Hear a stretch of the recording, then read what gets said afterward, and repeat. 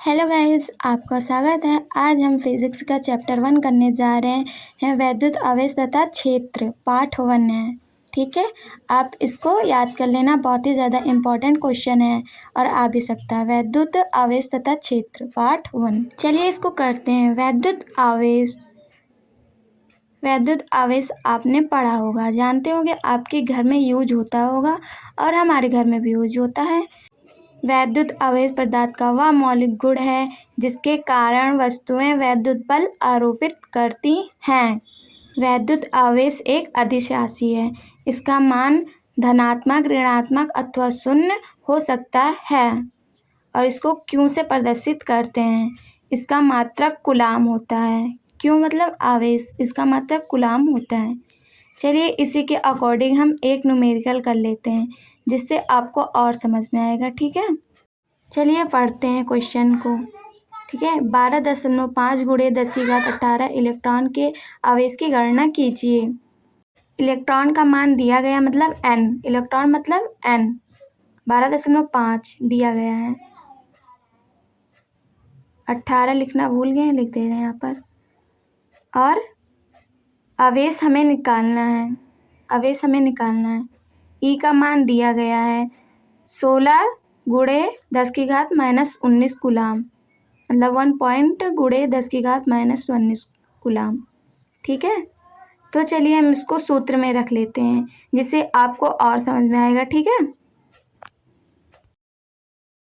चलिए हम सूत्र दिखा दे रहे हैं आपको और इस सूत्र के अकॉर्डिंग हम अपना न्यूमेरिकल सॉल्व करेंगे। ठीक है, हमें Q का मान निकालना है। N का मान दिया गया है 12.5 × 10⁻18 प्लस 18, कोई निशान नहीं है तो मतलब प्लस है।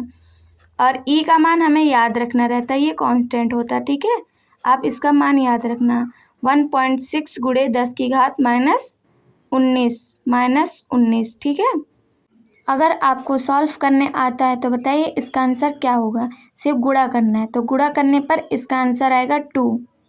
ठीक है, इसका आंसर होगा 2 कूलाम।